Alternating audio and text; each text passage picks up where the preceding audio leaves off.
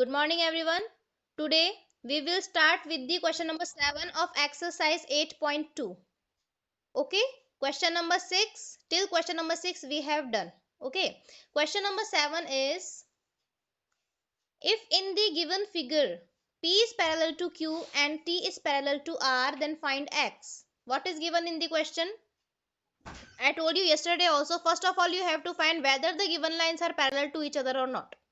Okay, so it is given to in the question कि P जो है वो Q के पैरेलल है और T जो है वो R के पैरेलल है, तो ये प्रॉब्लम तो हमारी सॉल्व हो जाती है कि दोनों ही आपस में पैरेलल दिए हुए हैं. ठीक है, फाइंड x. आपको इस कंडीशन में x जो वैल्यू है इसकी फाइंड करनी है. 115 डिग्री आपको वैल्यू गिवन है एंगल की. ठीक है, तो first of all you have to find the transversal कि कौन सी पैरेलल लाइंस के लिए कौन सा ट्रांसवर्सल हमें यूज में लेना है जिससे हम ये क्वेश्चन सॉल्व कर सके. तो यू कैन सी Q जो लाइन है इसका कोई रोल नहीं है यहाँ पे. Q जो लाइन है इसका कोई रोल नहीं है क्योंकि इसके साथ में T और R कोई एंगल नहीं बना रहे. एंगल्स बना रहे हैं लेकिन उनका इस क्वेश्चन से कोई रिलेशन नहीं है. क्वेश्चन से कौन से एंगल्स का रिलेशन है? जो T और R P के साथ बना रहे हैं.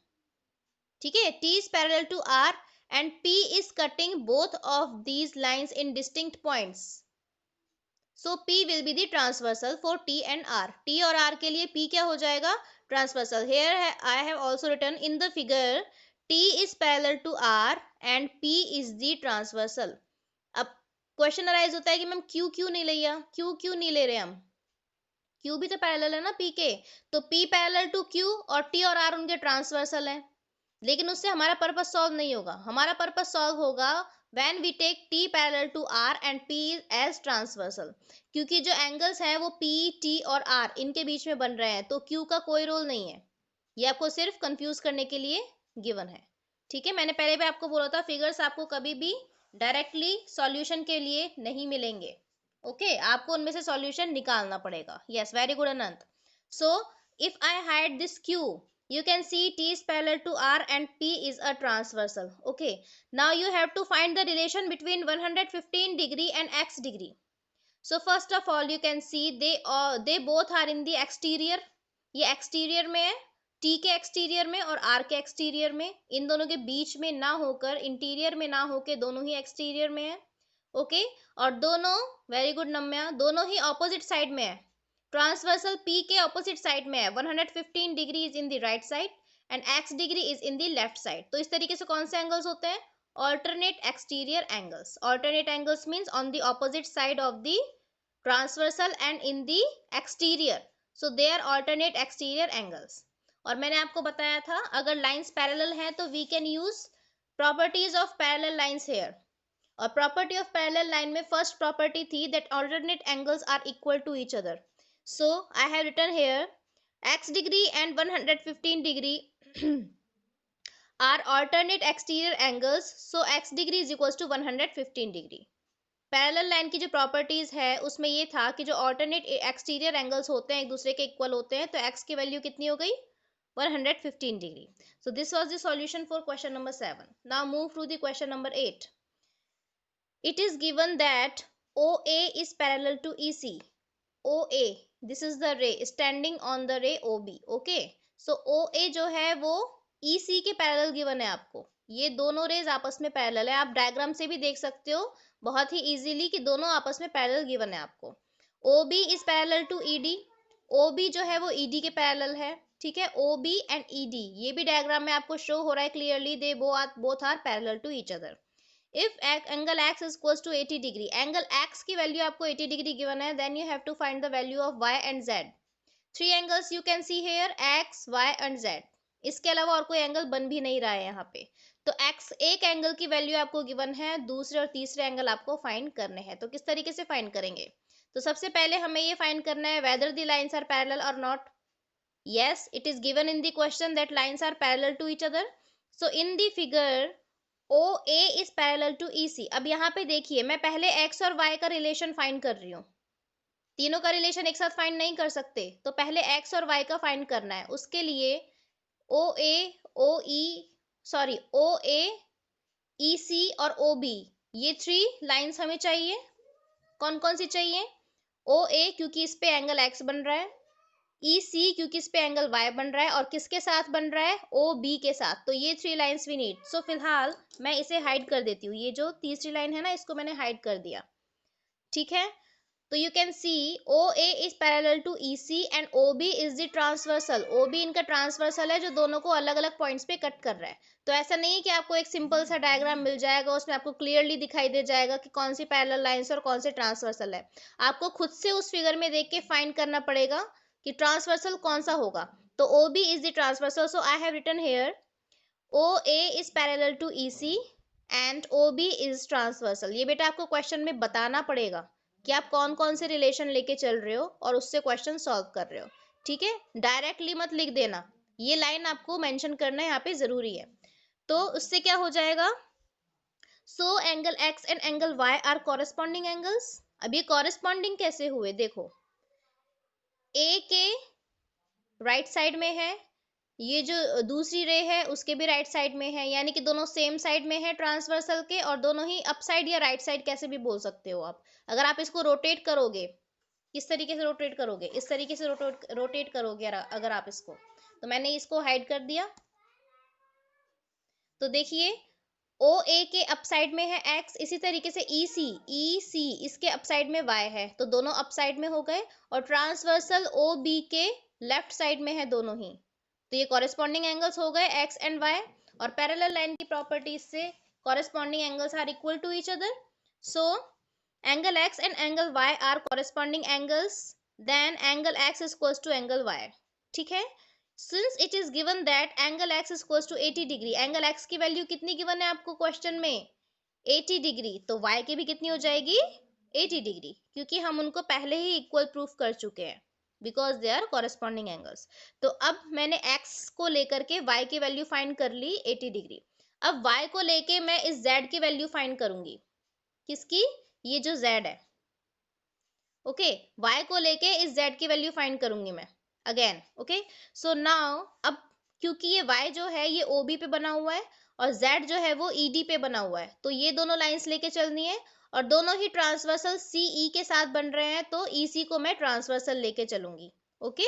सो now OB is parallel to ED, OB is parallel to ED, it is given in the question, and EC is transversal, yes very good Jatin, EC is transversal, EC जो है वो transversal है, तो दो पैरेलल लाइंस मुझे मिल गई और उनका एक ट्रांसवर्सल मिल गया, very good Palak. Y and Z are corresponding angles, again you can see Y जो है OB के अप साइड में है, Z भी ED के अप साइड में है, और क्योंकि दोनों ही ट्रांसवर्सल EC, इन दोनों के लिए ट्रांसवर्सल क्या हुआ, EC उसके राइट साइड में है, तो they are corresponding angles. So angle Y is equal to angle Z, angle Y की वैल्यू हमने पहले ही फाइंड कर ली 80 डिग्री, सो Z की वैल्यू भी कितनी हो जाएगी, 80 degree. So these questions are, देखा जाए तो उनका सॉल्यूशन बहुत सिंपल है, एक बार आपको डायग्राम समझ में आना चाहिए, डायग्राम ही इनके कंफ्यूजिंग है। अगर डायग्राम आपने समझ लिया कि कौन सी पैरेलल लाइंस के लिए कौन सा ट्रांसवर्सल हमको गिवन है, कौन सा लेना है, तो आप इजीली उसका सॉल्यूशन कर सकते हो रिलेशन फाइंड करके, ठीक है। Move to the question number 10। Question number 10 में वो क्या बोल रहा है, इन दी गिवन फिगर, ये फिगर जो आपको गिवन है, A B is parallel to C D, ये जो रे है ए बी ये सी डी के पैरेलल है, ठीक है, and A B O is equals to 50 degree, C D O is equals to 45 degree. Wait Kushagra, A B आपको गिवन है, ए बी ओ, ये जो एंगल है इसका नेम क्या है, ए बी ओ, ये 50 डिग्री गिवन है, और ओ डी सी ये 45 डिग्री गिवन है। बेटा बुक में ये 40 डिग्री लिखा हुआ है, उसको आप सही कर लेना, it is not 40 degree, it is 45 degree, miss printing है वहां पे, ठीक है। ये 45 डिग्री एंगल है, 40 डिग्री नहीं है, ठीक है, तो आप उसको सही कर लेना, okay. So in this question two angles are given to you and it is asking to find the measure of angle BOD. BOD means which angle, this one, ये जो एंगल आपको गिवन है इसकी वैल्यू आपको find करनी है, ठीक है। टू एंगल्स ये गिवन है, तो उसके लिए सबसे पहले can you find any relationship between these angles and this angle, ये जो 50 डिग्री एंड 45 डिग्री गिवन है और एक ये बाहर वाला एंगल है, इनमें कोई रिलेशन फाइंड कर सकते हो आप, नहीं कर सकते, ठीक है। तो उसके लिए मैं क्या करूंगी, बीच में मैंने एक पैरेलल लाइन ड्रॉ की है इस तरीके से। ये मैंने एक लाइन ड्रॉ कर दी यहाँ पे और इसको मैंने नेम दे दिया ई एफ। ओके बेटा, मैंने अभी बोलना बंद कर दिया था, ठीक है। हाँ, तो मैं आपसे ये कह रही थी ई एफ, मैंने एक लाइन ड्रॉ की है, ये ओ से पास हो रही है, ओ से जा रही है ना ये line, and this line is parallel to A B and C D both. ये जो लाइन है ई एफ, ये ए बी और सी डी दोनों के ही पैरेलल है, ठीक है। तो अब आप देख सकते हो, you can see Z shape is making here, A B O F, ये जेड शेप बन रही है, यस और no? Okay, so A B O F they are making Z shape, Z shape बना रहे हैं। जेड शेप कौन से एंगल्स की बनती है बेटा, आप सभी लोग जानते हो, मैंने बताया था आपको when I told you properties of parallel lines. Yes, very good Jatin, alternate interior angles की जेड शेप बनती है, गुड भास्कर, ठीक है। इसका मतलब ये 50 डिग्री वाला जो एंगल है ए बी ओ, और ये जो एंगल है दिस बी ओ एफ, ये कैसे हो गए ऑल्टरनेट इंटीरियर एंगल्स, ठीक है। जेड शेप बन रही है ना, तो मैंने को बताया था जेड शेप में ये जो कॉर्नर्स वाले एंगल होते हैं, ये और ये दोनों ऑल्टरनेट इंटीरियर एंगल होते हैं।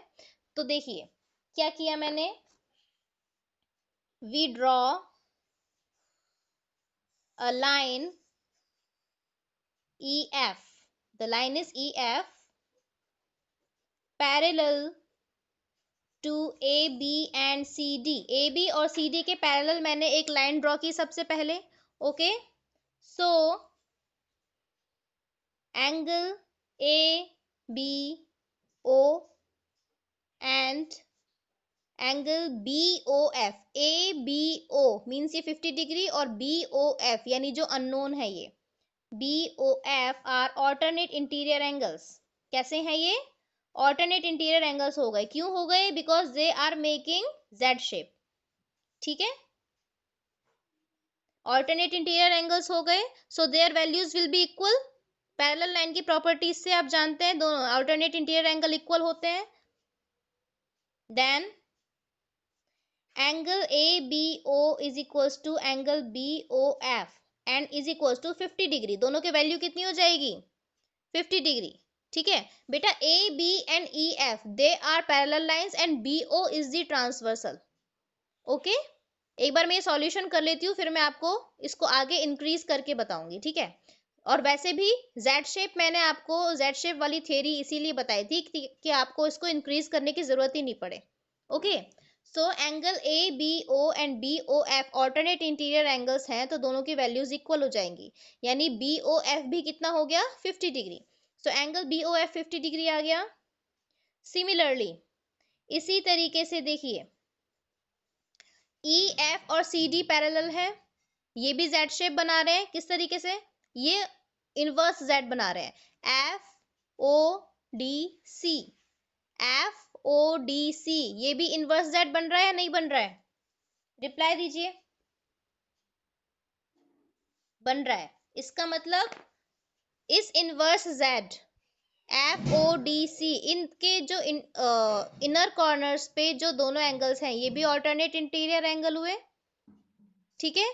तो एफ ओ डी और दूसरा एंगल ओ डी सी, एक तो ये अननोन एफ ओ डी और दूसरा ये जो 45 डिग्री गिवन है ओ डी सी, दोनों ऑल्टरनेट इंटीरियर एंगल्स हो गए। Angle F O D and angle O D C are alternate interior angles, ये भी ऑल्टरनेट इंटीरियर एंगल हो गए, और इसीलिए इनकी वैल्यूज भी कैसी होंगी आपस में इक्वल होगी। So angle F O D is equals to angle O D C, angle F O D will be equal to angle O D C, और क्योंकि ओ डी सी की वैल्यू क्या है 45, तो एफ ओ डी इसकी वैल्यू भी 45 हो गई, दोनों की वैल्यू कितनी हो गई 45 degree. Now question arise ma'am, why are we measuring these angles, इन दोनों एंगल्स को क्यों हम मेजर कर रहे हैं, हमें क्या जरूरत पड़ गई है लाइन ड्रॉ करने की। ये लाइन तो मैंने क्यों ड्रॉ की है वो आप समझ सकते हैं, क्योंकि मैंने इन दोनों एंगल्स की अलग अलग मेजरमेंट्स फाइंड की है। बी ओ एफ और FOD की अलग अलग मेजरमेंट फाइंड की है, that's why I have drawn the line EF here. लेकिन ये क्यों की है, क्यों मेजरमेंट इन दोनों का फाइंड किया है? Look, we have to find the value of angle BOD। BOD, मैंने इस पूरे एंगल को 2 पार्ट्स में डिवाइड कर दिया इस रे OF के साथ, ठीक है। यस भास्कर, मैं वही बता रही हूं आपको।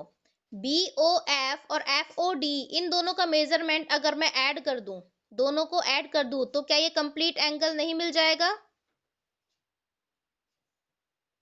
ठीक है। BOD जो एंगल है ये 2 पार्ट्स में डिवाइडेड है ना, BOF and FOD, in two angles को अगर मैं ऐड कर दूं तो ये कंप्लीट एंगल मिल जाएगा BOD। तो क्योंकि BOD जो एंगल फाइंड करना है, we can not measure it directly.